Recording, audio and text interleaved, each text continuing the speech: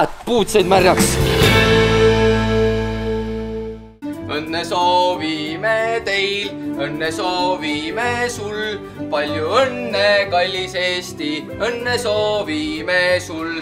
Ja tere tulemast Eestimaa rahvast tagasi siia saatesse Puid alla Martin Slaapinsiga. Mina olengi see härra siin, jah. Ja igatahes 100 aastat on sellest ajast möödas, kui meie õppisime tundma ennast kui eestlast. Ja nüüd on aeg tähistada. Aga enne kui me tähistamise juurde läheme, on selline lugu, et vaata vanasti meil siin oli telekas. Telekaga selline lugu, et eelarvekärped Eestile peab väikse kingituse ka tegema ja andsime ära. Aga pole hullu, tänapäeva telefonid on enam-vähem sama kallid kui telekad. Ja meil on siin selline asi ja jätkame saatega. Selleks, et tähistada seda, et me oleme 100-aastaseks saanud, me peame meenutama, mis on juhtunud 100 aasta jooksul. Ja meil on üks tore fänn, kes saatub meile sellise video. Ta saatis video, kus tema võttis kokku, et kuidas me olime 100 aastat tagasi, elasime elu ja kuidas me elame nüüd tänapäeval. Nalja tegin, selle mina tegelikult, näete, peapael. Igatahes teeme nüüd niimoodi, nagu need noored siin YouTube'is on teinud, et mineviku eestlane versus tänapäeva eestlane ja asume kohe asja kallale.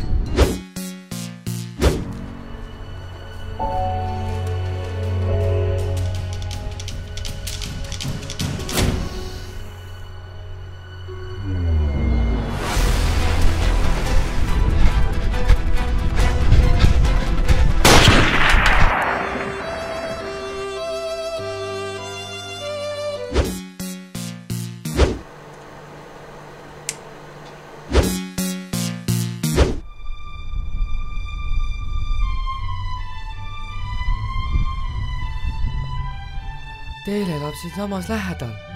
Ma mängin talle ühe loo.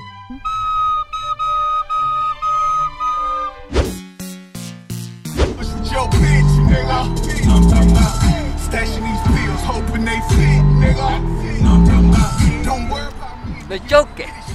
Läheme minu poole või? 97 kilovatti.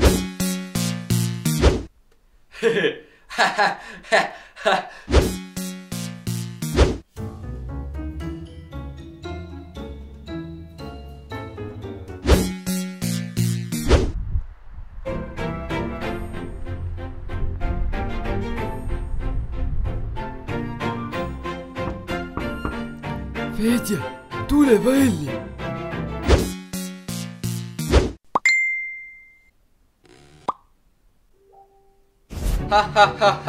Väga naljakas ja väga muhe tüüp on ka, et kindlasti kui tänaval näete, visake käppa talle, võite natuke rääkida, aga mitte liiga palju, mitte liiga palju. Aga igatahes tahaksime siis edasi liikuda, et nagu Eestimaa rahvale kombeks on, et me tahame siiski meenutada ajalugu ja kõik head ja halvad asjad, enamasti halvad asjad meil meelest ära ei lähe, siis tekibki küsimus, kus sina olid 100 aastat tagasi ja nüüd ongi aeg minna tänavale ja küsida inimeste käest, kus nemad olid 100 aastat tagasi.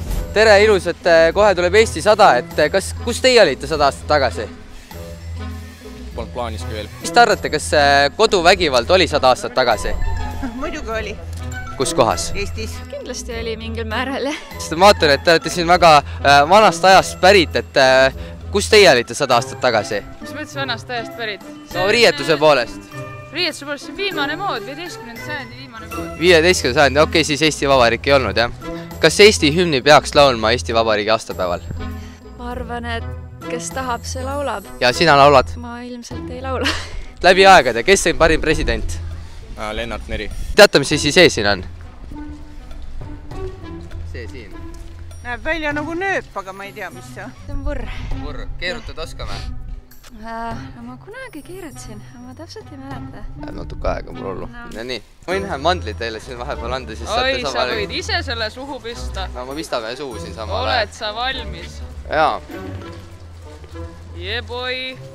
Ma ei tea, seda tuli keerutada ja siis tõmmata. No võt, nüüd läheb untsu. Niimoodi oligi tegelikult. Sa pead kokku tagasi tõmbama, siis läheb. Jaa, vot. Jaa, vot. Tubli töö. Aitäh! Aitüma!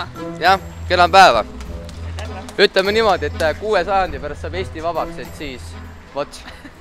Et siis saate alguses mainisime ära siukse asja, et paneme siin kogu selle 100 aastat siin ajajoonele, siis tegelikult me natukene valetasime, et seda nimetatakse reklaamitrikiks. Aga reklaamist rääkida siin nii palju, et meil on tavaliselt siin siuke asi nagu reklaamipaus. et toome siin erinevaid tooteid sisse, erinevaid brände. Meil praegu on ka üks eriti huvitav. Ei tohi sisse panna või? Vabandust, me ei saa nagu siin Eesti riigiga seoses panna ühtegi reklaami sisse, sellepärast et Eestimaa on ikkagi meie au ja uhkus ja seda ei saa nagu müüa. Aga tegelikult osa hakkabki meil lõppema, et see on üks viimaseid kordi, kui me siin niimoodi võib-olla kohtume, et vaatame, mis elu kuidas kulgeb, nii ka läheb. Et igatahes palju õnne eestlane, tähistame seda aastat, 100. aastat paremini kui eelmist aastat, aga mitte nii hästi kui 200. aastat. Jah, aga jõudu, jaksu ja pikka kestmust. Tšau! Palju õnne Eesti!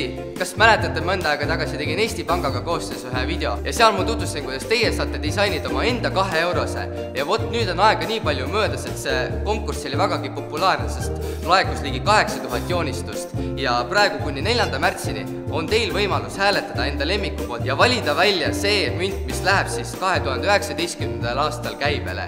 Ja kui tahate seda teha, siis link on all descriptionis, mina olen seda juba teinud ja tehke teie ka. Ja siis kohtumiseni!